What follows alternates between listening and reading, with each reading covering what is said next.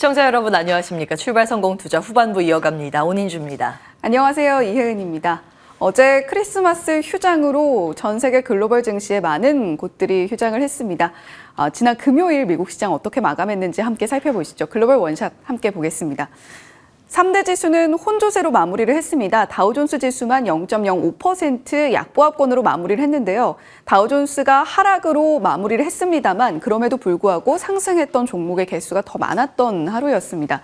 나스닥과 S&P 500 지수는 상승으로 마무리를 했습니다만 그럼에도 불구하고 이전에 대비해서 상승폭 자체가 많이 둔화된 느낌은 있었죠.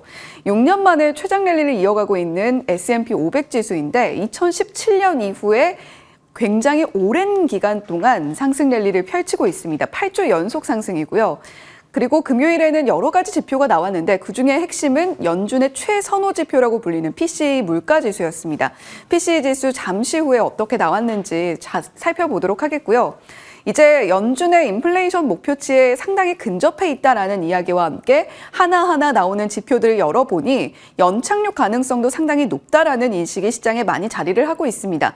이제 내년 증시에 대한 전망이 점차적으로 윤곽이 드러나고 있는 만큼 이런 지표들과 함께 내년 증시의 향방까지도 함께 가늠을 해보는 것도 좋을 것 같습니다.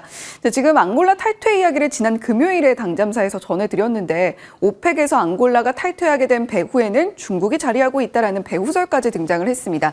유가는 여러 가지 오펙의 불확실성으로 인해서 하락으로 마무리를 했는데 현재 73달러 선에서 거래를 마치는 모습 보여줬습니다. 네디즈, 중국의 게임주인데요. 미국 나스닥에 상장된 게임주입니다. 중국에서 게임 관련, 특히 미성년자 게임 관련 규제안이 금요일에 발표가 되면서 시장이 상당히 출렁거리는 모습을 보여줬는데 미국에 상장된 중국주들 네디즈뿐만이 아니라 핀두어더라던가 여러 가지 종목들도 함께 하락으로 마무리했습니다. 이 소식은 관련해서 잠시 후에 온인주인 그것도 자세하게 소개를 해드릴 테니까요. 한번 보시면 좋겠고요. 나이키 실적 발표를 내놨는데 실적 자체가 굉장히 부진했습니다. 거기다가 중국의 수요도 부진하게 나타났고 향후 실적 전망도 하향 조정을 하면서 무려 11% 넘게 빠지는 모습을 보여줬고요. 코인베이스 글로벌의 경우에는 JP모건에서 목표가 상향 의견을 냈습니다. 더불어서 암호화폐 시장의 아마존이 될 것이다 라는 발언까지 함께 내놓으면서 4% 넘는 상승폭 기록을 해줬습니다. 자, 지난주 시장 한번 정리를 해봤습니다. 3대 지수는 혼조세로 마무리했습니다만 한 주 등락률을 살펴보게 되면 다우존스 0.14%, 나스닥은 거의 1% 가까이 올랐고요. S&P 500 지수도 0.43% 상승으로 마무리를 했던 지난 한 주였습니다. 자, 그런데 공식적으로 월가에서 이야기하는 산타 랠리는 이제부터 시작입니다. 과연 우리는 선물을 미리 받은 것일까요? 아니면 이번에도 10번 중에 8번은 상승으로 마무리했던 미국 증시의 모습 그대로 산타 랠리를 누려볼 수 있을까요? 일단 굉장히 밸류에이션적인 면에서는 걱정이 좀 많습니다. S&P 500 지수의 12개월 선행 PER을 살펴보게 되면 5년 평균보다 웃도는 19.7배 나타내고 있고요. 특히 IT 업종을 기준으로 상승의 밸류에이션이 상당히 큽니다. 이에 따라서 10년 평균인 19.8배에 비해서 거의 10배에 달하는 27배까지 PER이 나타나고 있는 상황이어서 과연 이번 산타 랠리의 상승폭 자체가 얼마나 크게 될지 이 부분도 함께 체크를 해보시면 좋을 것 같습니다. 뉴스도 함께 보시죠. 머스크사가 이제 다시 홍해 운항 재개를 준비하고 있다라는 소식 들려오고 있고요. 지금 장비 확보에 굉장히 사활을 걸고 있는 여러 기업들입니다. 그중에서 인텔이 일단 먼저 웃었습니다. 2나노 공정에 사용할 수 있는 하이 NA 장비를 ASML이 인텔에 처음으로 공급을 하게 된 거고요. 삼성과 TSMC도 이에 이 장비를 어떻게 확보할까 총력을 다할 것으로 보이고 있습니다. 자, 이 밖에도 마이크론 관련해서 그리고 중국 전기차 관련해서도 이슈가 있었습니다. 자, 금리 인하 낙관론이 점차적으로 더욱더 힘을 받고 있는 모습입니다. 지난 금요일 당잠사에서 3분기 GDP, 경기 선행지수 이런 지표들을 짚어드리면서 연준이 금리 인하를 조금 더 빨리 할 가능성이 높아지고 있다는 말씀을 드렸는데 지난 금요일 지표들, 특히 근원 PC 가격지수, 10월 헤드라인 PC 가격지수를 살펴보게 됐을 때 모두 예상치와 이전치를 밑도는 수치가 발표가 됐습니다. 그만큼 물가가 잡히고 있다는 시그널이 이런 지표에서 확인이 되고 있는 거고요. 미시간대 기대 인플레이션을 살펴보게 되면 앞으로 이전에 비해서 상당히 물가가 잡혀나가고 있다는 것을 소비자들도 인지를 하고 있다는 거고요. 소비자 심리도 상당히 개선되는 모습을 함께 보여줬습니다. 이에 따라서 패드와치의 3월 연준의 금리 인하 가능성은 이제 90%에 육박하게 됐고요. 25bp 인하 가능성은 76%로 기록하는 모습을 보여줬습니다. 자, 이제 애플의 AI 생태계가 박차를 가하고 있는 모습입니다. 최근에 애플이 6거래일 중에 5거래일 하락으로 마무리를 했는데요. 물론 연간 상승률을 보게 된다라고 한다면 무려 54%가량 상승하는 모습을 보여준 건 사실입니다. 그런데 매그니피센트 7 종목들 중에서는 YTD 상승률로 따졌을 때 가장 적은 폭의 상승폭을 기록하고 있고요. 물론 덩치가 큰 탓도 있겠지만요. 자, 그런데 애플을 바라보는 시선 자체는 조금씩 의구심이 들고 있는 것도 사실입니다. 애플이 주력으로 밀고 있는 일단 하드웨어, 기기 쪽에서 매출이 좀 부진한 모습을 보여주고 있기 때문인데 애플이 이를 타개하기 위해서 선택하고 있는 것은 AI인 것 같습니다. 첫 번째로 비전 프로는 이제 2024년에 1월 말에서 2월 초 판매 개시를 할 것으로 보인다라는 이야기가 대만의 IT 전문 인플루언서적 권밍치 애널리스트죠. 권밍치가 발표를 했고요. 생성형 AI 관련해서는 또 주말 사이에 나온 뉴스가 있습니다. 학습 뉴스 아카이브 접근권에 $5천만 딜을 제한 중이다라고 하는데 여러 언론사와 접촉을 하고 있습니다만 일부 언론사는 상당히 회의적이라고 하고요. 어떻게 결과가 나올지는 좀 지켜봐야 되겠습니다.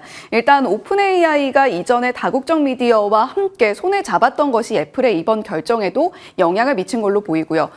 온디바이스 AI 생태계도 가속화되고 있다라는 이야기, 지난 금요일에 휴먼 가우시아 스플릿 AI 논문 게재했다라는 소식과 함께 전해드렸는데 휴대폰과 노트북에도 LLM을 활용할 수 있는 방안을 애플이 상당히 많이 고심하고 있다는 점에서 앞으로의 먹거리에 대한 고민 그리고 그런 부분들이 반영된 결과들이 속속 나타나고 있는 것 같습니다.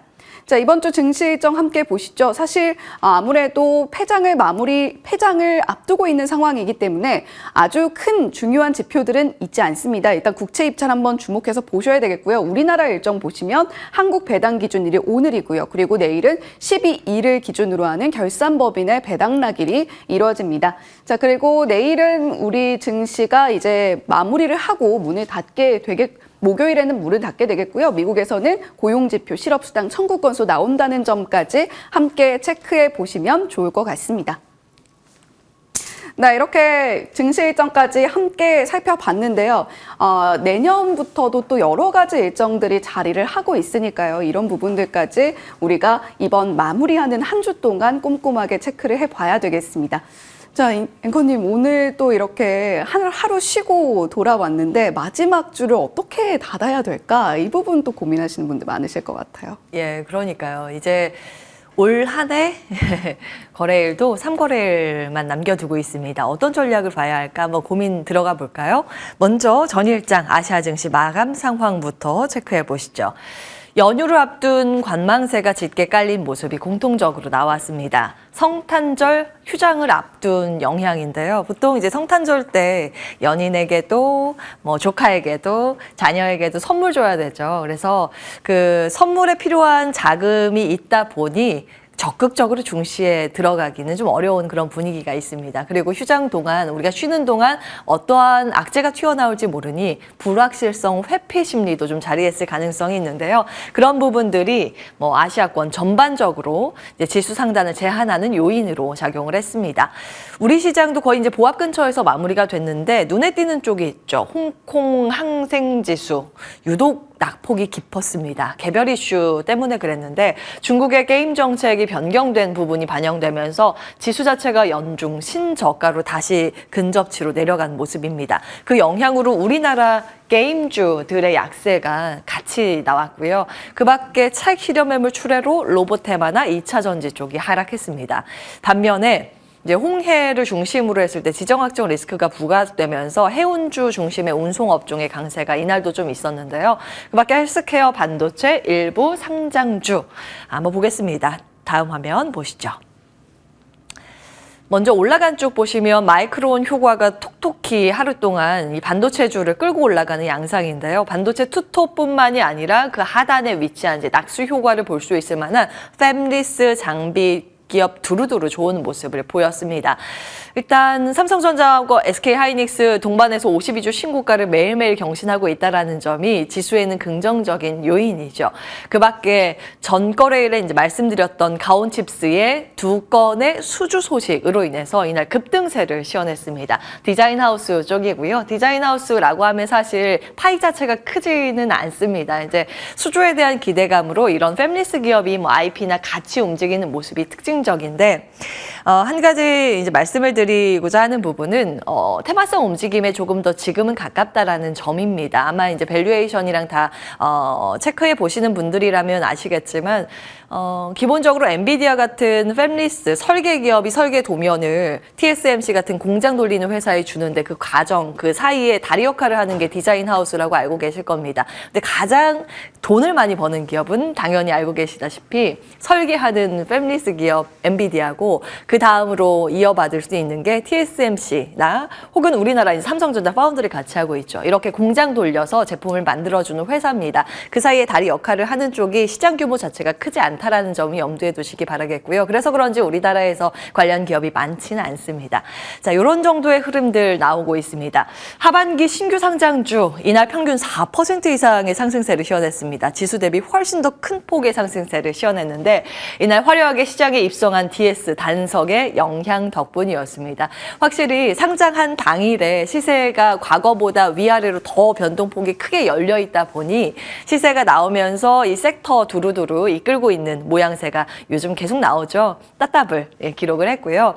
사실 이날 이제 급등한 종목들의 흐름을 보시면 주요 사업이 겹치는 게 거의 없습니다. 다 각각의 사업을 하고 있는데 시세가 뭐 동반해서 같이 나왔다. 연결고리는 그냥 IPO라는 거죠. 시세에 대한 기대감, 추종 매수가 이어지고 있다는 부분 염두에 두시면 되겠습니다. 뭐 계속해서 자금 유입됐던 시외에 상승세를 시현했던 종목은 레뷰 코퍼레이션 정도, 시외에서 크게 떨어졌던 종목은 C사이트. 이런 수급 이슈와 맞물린 기업들은 아무래도 수급과 맞물린 흐름들을 꼼꼼히 면밀히 이제 들여다보셔야 하기 때문에 그런 점들은 감안하시면서 대응 전략 세우셔야겠습니다. 게임 들어가겠습니다. 중국에서 역대급 규제안이 갑자기 나오면서 중국, 그 홍콩 증시에 상장돼 있는 게임주가 급락세를 시현했습니다. 어떤 내용일까요? 대략적인 내용들을 좀 정리해봤는데요. 온라인 게임 관리 방법 초안 발표입니다. 미성년 사용 제한이나 마케팅 활동 제한이나 소비 행위 금지나 게임 관련 서버나 저장 장치 중국 내 보관 이슈입니다. 그러니까 데이터들 바깥으로 나가지 않게 폐쇄적으로 이 안에서만 저장을 해라 이런 내용이고, 소비자 관점에서는 시간을 줄이게 한다던가 소비를 좀 못하게 한다던가 이런 규제안이 담겨져 있습니다. 깜짝 놀라서 시장은 그동안 게임 규제 완화로 가는 건가 했었는데 갑자기 또 규제 강화로 선회하자 텐센트나 네디즈의 주가 낙폭이 정말 심하게 나왔습니다. 이걸 보고 우리 시장도 놀랐는지 중국 시장의 노출도가 큰 순서로 낙폭이 크게 나타났습니다. 관련 기업들의 낙폭 기입을 해봤고요. 다만 이걸 보고 중국 당국에서도 좀 놀랐는지 급하게 하루 만에 수습에 들어갔습니다. 수위 조절에 들어갔는데 의견을 이 부분 좀 수렴해서 우리가 좀 잘 챙겨볼게 라고 이제 시장 달래기에 나서는 모습이었습니다. 공개적인 피드백 마감일은 1월 22일까지 의견들을 받아서 다시 이 완전한 내용들을 보완해서 발표를 하겠다라는 내용이라서 그 사이에 불확실성 해소 측면의 시장이 기대를 거는지 아니면 아직도 불안하다, 우려감이 커지는지 흐름들을 계속 체크해 보셔야겠습니다.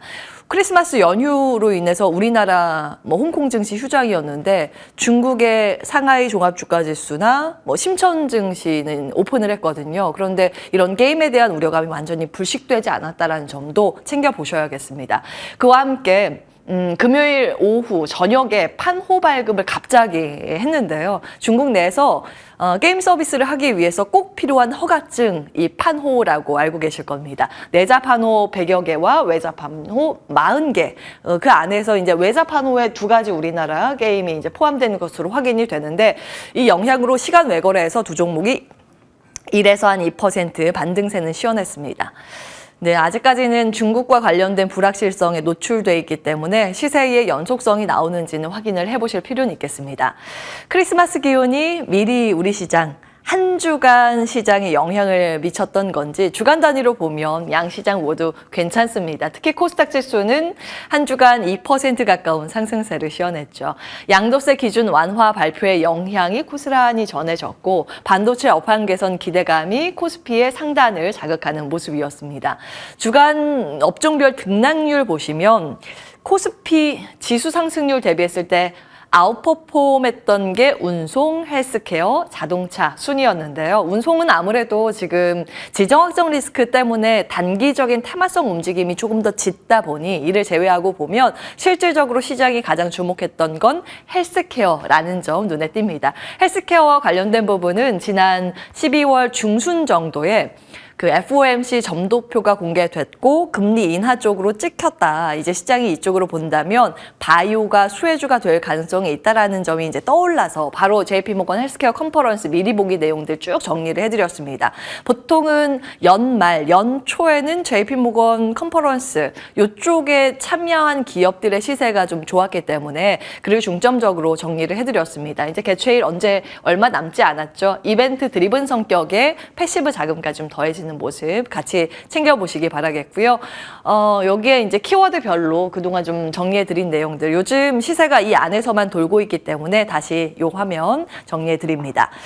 자, 다만 바이오 쪽 한 가지 주의해야 할 포인트는 있습니다. 코스닥 관리 종목 위기 폭풍 전야라는 제목의 기사인데 정리를 해봤습니다.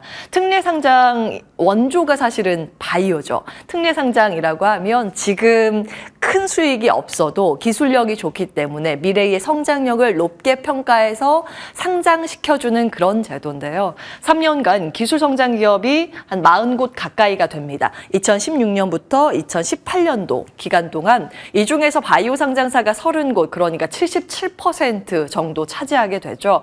관리 종목 지정 유예 기간이 있습니다. 특례 우리가 어느 정도 기술력을 인정해줬기 때문에 그 다른 기업에 비해서 관리 종목이 들어가기까지 시간을 조금 더 줄게라는 이제 유예 기간이 3년에서 5년 정도 주거든요. 그런데 이때 상장을 받았던 기업이 아직까지 성과가 안 나면 이제 관리 종목 지정 가능성이 높아지는 겁니다. 그 가시권에 있는 쪽이 내년도 기준으로 봤을 때 PCL, 아스타, 앱클론, 큐리언트, EDGC, 올릭스라는 점은 보유하고 계신 분들은 꼼꼼히 이 현금 흐름과 관련된 내용들 챙겨보셔야겠습니다. 자, 바이오 쪽에 연간 최대의 이벤트 드리븐의 일정이 JP모건 헬스케어 컨퍼런스라고 하면 IT의 최대 행사는 바로 CES겠죠. 세계 최대 가전박람회 이것도 이제 일정이 얼마 남지 않았습니다. 2주 앞으로 다가왔는데요. 참가 예상 수치 보시면 국내 참가 기업 수가 600개 이상으로 추정이 됩니다. 굉장히 많은 기업이 참여를 하게 되겠죠. 그래서 우리나라의 이제 증시 영향력도 상당히 더 높아질 것이라고 시장에서 보는데요. 쭉 이제 주제별로 정리가 돼 있습니다. 지난주 금요일에는 앞으로 이제 CES에서 봐야 할 포인트와 과거의 흐름들을 좀 정리해 드렸는데요. 이번에는 새롭게 추가된 항목이 있어서 이 부분만 이렇게 형광 표시 해놨습니다. 미래항공 모빌리티, 나르는 택시 등등이 포함이 되겠죠. 이게 CES에서 처음 등장하는 테마입니다. 원래는 오토모티브에서 자율주행이나 여러 가지 인포테인먼트 등등은 있었거든요. 이런 점들을 유의하시면서 관심에 두시고 체크해 보시면 되겠고요. 다음 화면만 간략하게 볼게요. 우리나라 기업들이 참여하는 내용들인데요. 개막 하루 전날에 프레스 컨퍼런스 예정이 돼 있는 기업도 있고, 키워드가 AI가 굉장히 많습니다. 그리고 현대차그룹은 아무래도 자율주행 테마 쪽이 굉장히 많겠죠. HD 현대 쪽에서도 육상 혁신 비전과 관련해서 사이트 트랜스포메이션이라는 어떠한 이제 우리가 탈 것의 변형의 이제 그 흐름 시세들을 볼 수 있습니다. 쭉 한번 보시면 좋을 것 같습니다. 두산그룹도 이제 로봇 포함해서 여러 가지 친환경 정책 발표 예정입니다. 자, 당잠사는 여기까지 하도록 하고요. 바로 이어서 바닥 탈출 코너 진행을 하겠습니다.